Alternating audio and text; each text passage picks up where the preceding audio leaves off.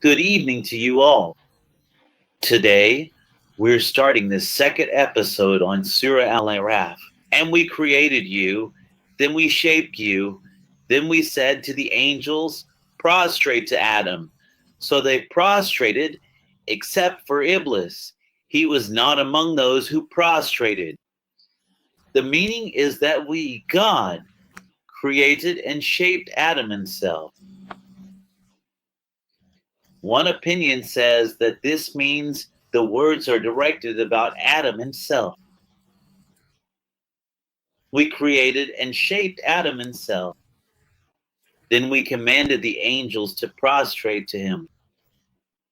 All right, fine. There's another opinion that says no, God means that we created and shaped Adam's offspring while they were still in his loins. So what does that mean exactly? His offspring were in the form of sperm. I don't know why specifically in the backbone, in his back. But supposedly, sperm is actually in the testicles. Anyway, the second opinion says that God meant we created and shaped Adam's offspring in his back, then commanded the angels to prostrate to this offspring. There's another opinion that says no, or maybe a third opinion. This one says, no, what God meant is that he created and shaped Adam's offspring when they were already humans on earth. Then he commanded the angels to prostrate to him. The question is, where, when, and how did this conversation between God, Iblis, and Adam happen? That's what we need to know. Question: what is the wisdom of repeating Satan's prostration to Adam in 7 surahs? In the cow, in the customs we live in stone, in Israel, in the cave, in Taha, on P, repeated with almost the same words. What's the secret? Why aren't there 8 surahs? Why not in 6 surahs? He said, what prevented you from prostrating when I commanded you? He said, I am better than him. You created me from fire, and you created him from clay. What does it mean that God is asking Satan a reproachful question? He is saying to him, why didn't you prostrate? Why didn't you prostrate to Adam after I commanded you to do so?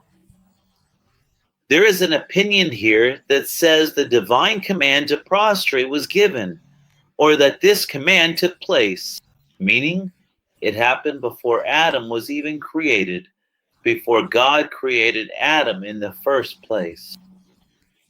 And the evidence is his saying, I am creating a human being from clay, so when I have fashioned him and breathed into him of my spirit, fall down in prostration to him, which is in Surah Sad, verse 72. Pay attention here. The word khaliq, creator, is an active participle. I am creating a human from clay. I hope the writing is clear for you. I am creating a human. It doesn't mean I have created a human, but rather I am creating a human from clay. When I create these humans, so if it happens, if I have shaped him and breathed into him of my spirit, and he becomes a complete human, then fall down in prostration to him. Prostrate to him. That's the idea.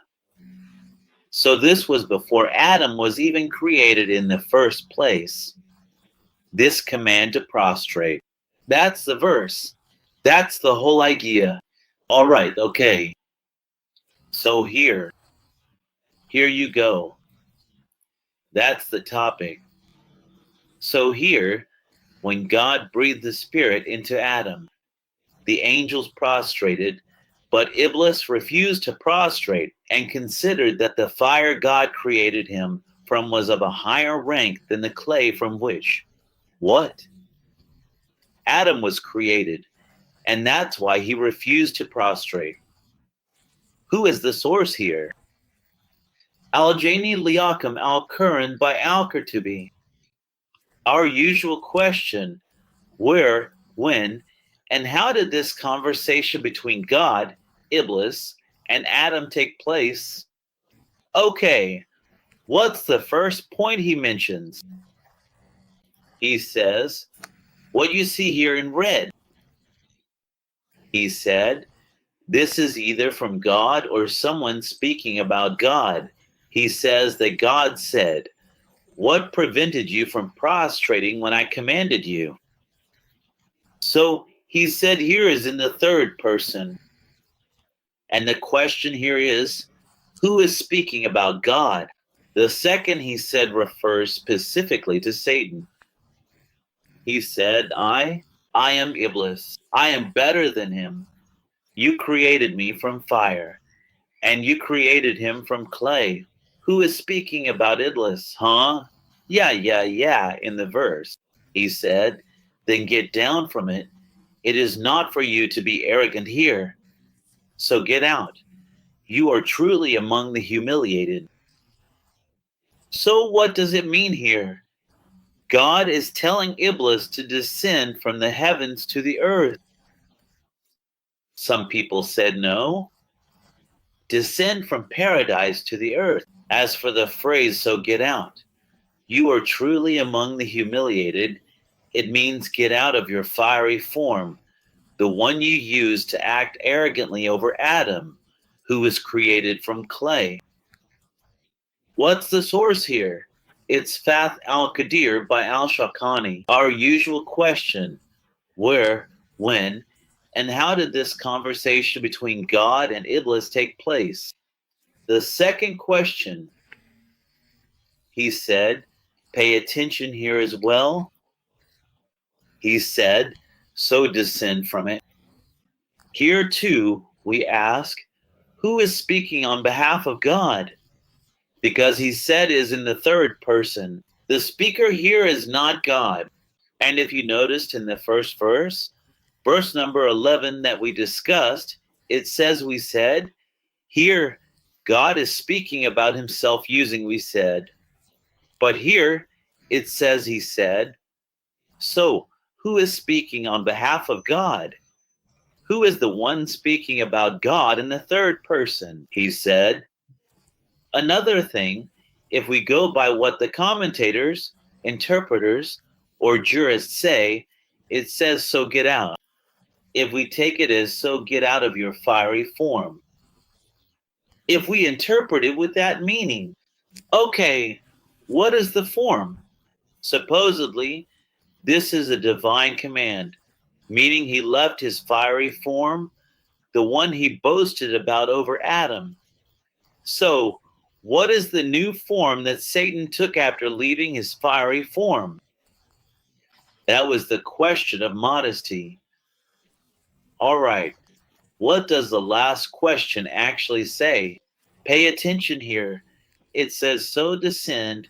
The FA here is causative. Why? Because he refused to prostrate in the previous verse. You get it, right? So he tells him, that's why. So now descend. And then you come and say, so get out.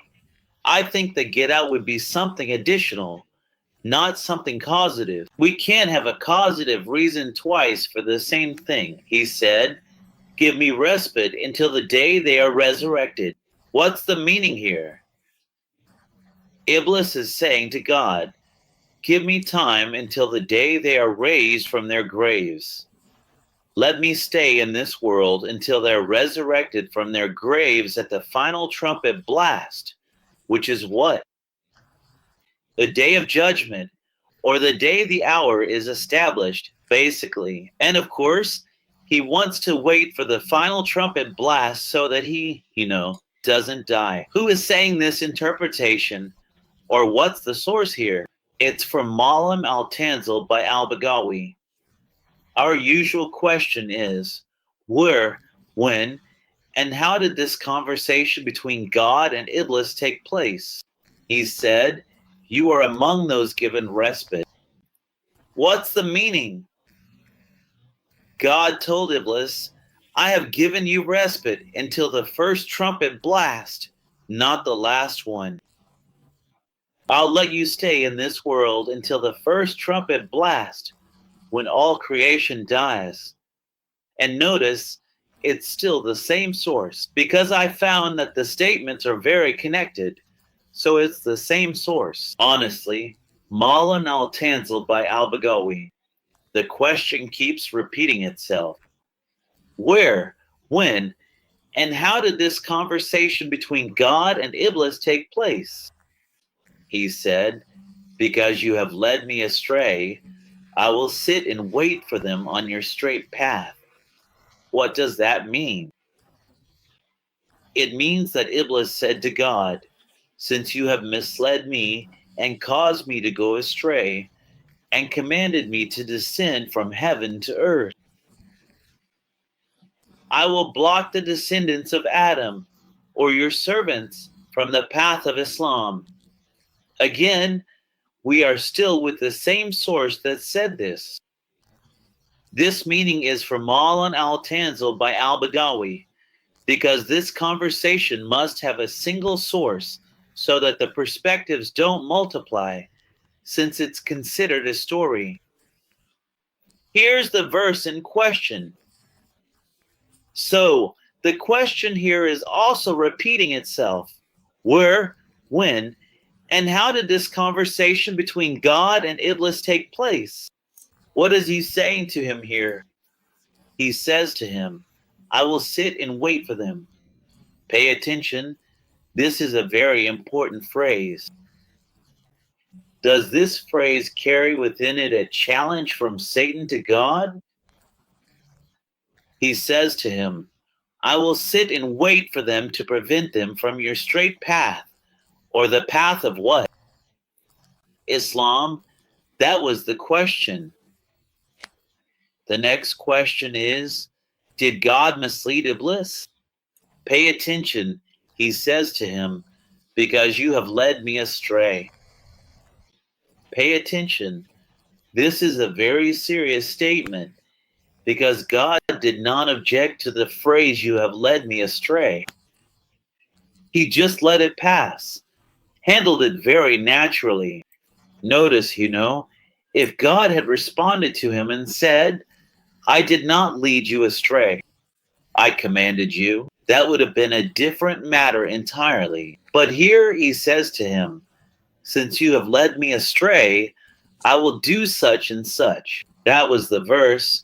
That was the story. What does another verse say? Look, he said, my Lord, because you have led me astray. Look, pay attention.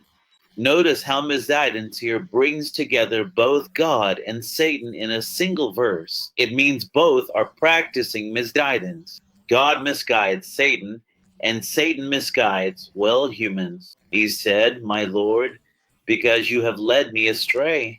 So here, misguidance is attributed to God. I will make things seem fair to them on earth, and I will mislead them all.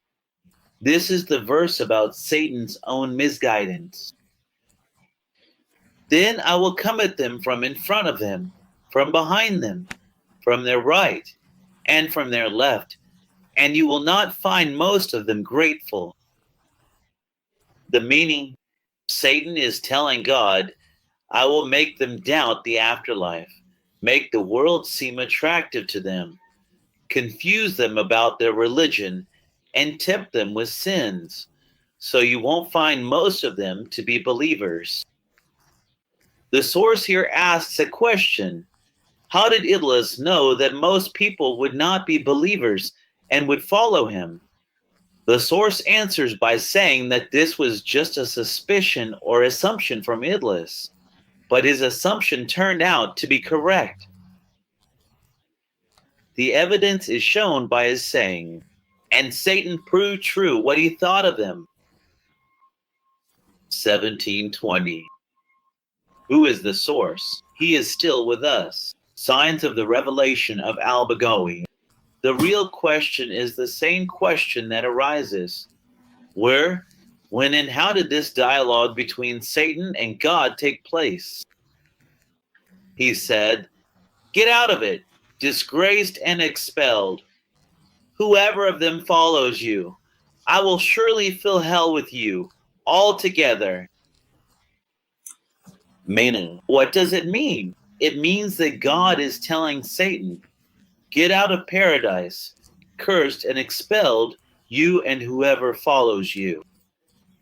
From who? From the children of Adam on the day of judgment. I will fill hell with both of you, you and whoever follows you. We are still with signs of the revelation by al-Badawi. The questions are still the same. Where, when, and how did this conversation between God and Satan take place? Okay, the next question. Do the words "get out," "despised," "get out of it" imply a challenge? I think in the previous two verses there was a challenge. Despised and banished. Does this language express God's anger? I mean, is it a kind of anger because of the language Satan used towards God? They have no substance and nothing to offer. Just things like that, you know? Or what exactly is it? That was a question, because Satan's language lacked the proper etiquette when speaking to the divine presence.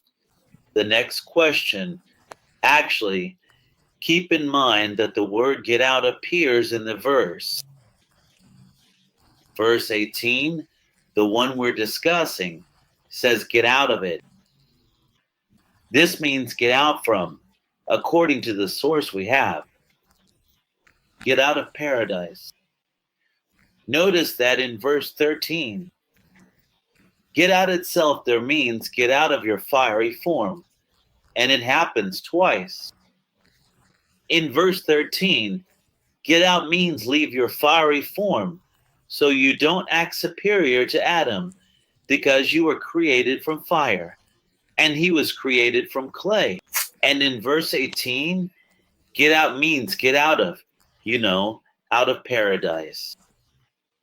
So actually, these two things in verses 13 and 18, the command "get out" needs a bit of clarification. Honestly, here, I want to say something about this story of Adam, Iblis, and God. All right, there's something I want to understand. God commanded Iblis to prostrate to what? To Adam. He was supposed to prostrate.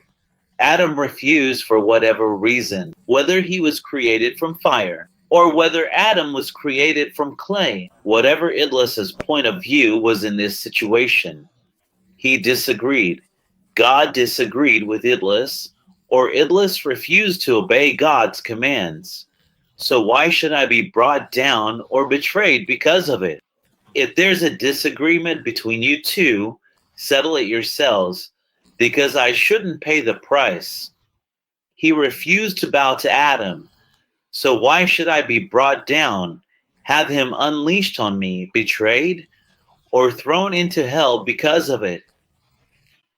Why didn't he just stay where he was, and that's it? And this world would have been beautiful. No devils, no Iblis, nothing like that, because I have nothing to do with it in the first place. I didn't get involved in this game between God and the devil. I mean, honestly, this was a point that needed clarification.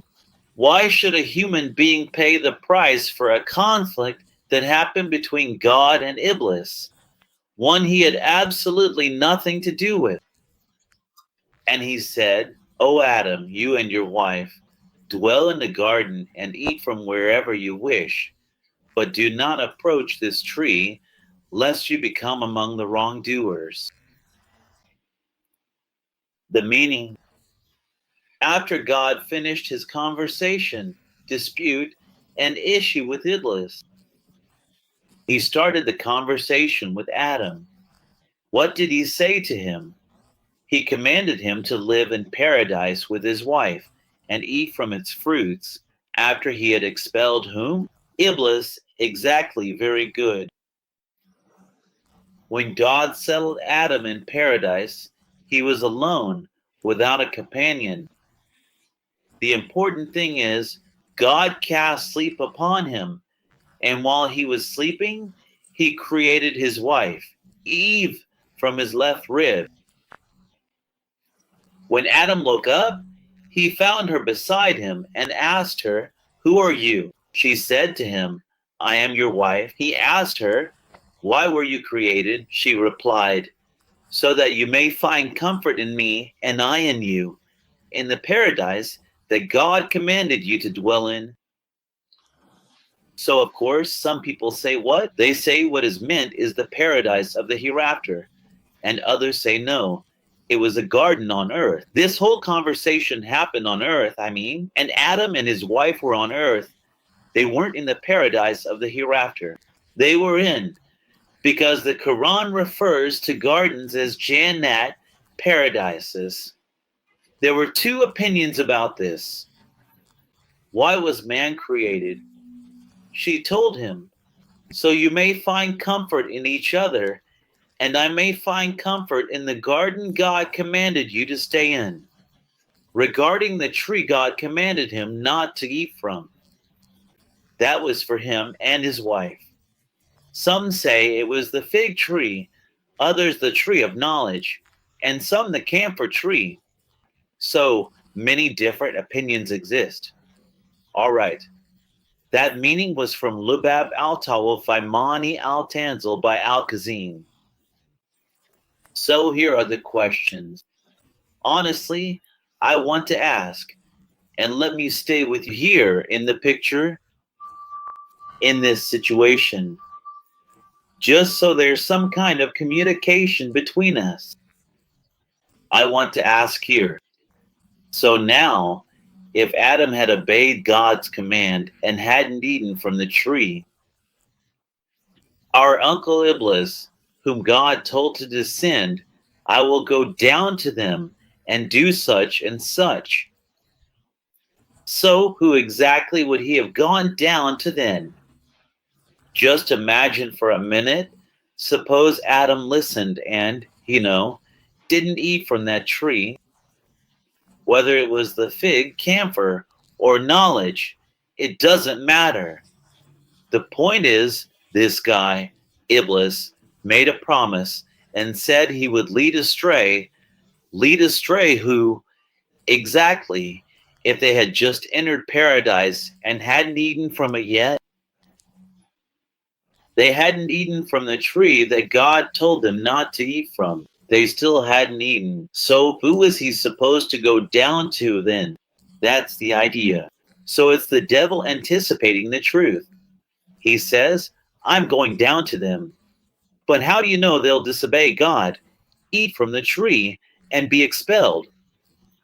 How do you even know all of that in the first place? Okay, another question. How did God ask Adam and his wife? Let's go back to the verse, shall we? To the verse itself. "O Adam, you and your wife," here it is. While God hadn't even created his wife yet, he told him, "Enter paradise, you and your wife." When he entered, he found himself alone, so he put him to sleep. Then he brought his wife out from his rib, or created his wife from his left rib. So how could he say, "Enter you and your wife," when she hadn't even been created yet? He hadn't created his wife from him yet, So Satan whispered to them, to reveal to them what had been hidden from them of their nakedness, and said, "Your Lord only forbade you this tree, so that you would not become angels or become immortal." What's the meaning? What's the meaning? Here, God is conveying to us a story. What story? It's about Satan's whispering to Adam and Eve in paradise. God is telling us that Satan whispered to them so that such and such would happen. So the source here is asking a question. How did Satan whisper to them in paradise when he was actually outside of paradise? Didn't God expel him before that? How did he whisper to them while he was outside. There are 4 opinions on this. The first opinion says that Satan was sent down to earth and was whispering on earth, and the whispers reached the sky, and from the sky to paradise. The second opinion says that Adam and Satan were in paradise, which is what? They were in a garden on earth. Both of them were down here. Adam wasn't in a paradise in the sky or anything like that. That's the second opinion. The third opinion says no. Satan entered the body of the serpent, and the serpent took him into paradise. The fourth opinion says no. Adam and Eve got close to the gate of paradise, and Satan was standing at the gate, so he whispered to them there. That's the verse. That's the topic. So the source asks, if Adam knew that Satan was his enemy, how did he even respond to this whispering in the first place? So I answer, he says that Satan met Adam and Eve more than once and tempted them to eat from this tree so they could become immortal like the angels and never die. Who is saying this? Source, Lubab al-Tawal Faimani al-Tanzil by Al-Kazim. The question, when it says Satan whispered to them, both were in paradise. Adam slept. God created Eve from his rib. He woke, found Eve beside him. A conversation took place. God told them not to eat from the tree, but they ate. Then Satan whispered. He was expelled, despised, rejected in verse 18. Go back and check, you'll find it. So how did he come back and whisper to them in paradise? That was really the question. And he swore to them, I am truly one of your sincere advisors. The meaning is that Iblis swore. Kasamahuma means he swore to Adam and Eve by God, and I don't know how Iblis can swear by God. But in any case, I'll tell you a source right now that says Iblis swore to Adam and Eve by God that he was sincerely advising them and he was seeking whatever would benefit him. Who is saying this? It's an Al-Wazid Fi Tasser Al-Quran by Sheikh Muhammad Sayyid Tantawi. So here, who is it about? Who is the statement for? The one who swore to Adam and Eve was Iblis. So the statement here isn't from God. The statement here is from Iblis. Who is quoting Iblis' words? God. So he led them astray with deception. So when they tasted the tree, their nakedness became apparent to them, and they began to cover themselves with leaves from paradise. And their Lord called out to them, did I not forbid you from that tree and tell you that Satan is a clear enemy to you? What's the meaning here? It means that Iblis, when it says so he led them astray with deception, he tricked them and brought them down from the rank of those obedient to God to the rank of what? Those who disobey God. The important thing, he tempted them to eat, not anything, but from the tree, so their clothing fell away from them. What? They started taking leaves from the tree and sticking them to their bodies to cover their nakedness. God addressed them.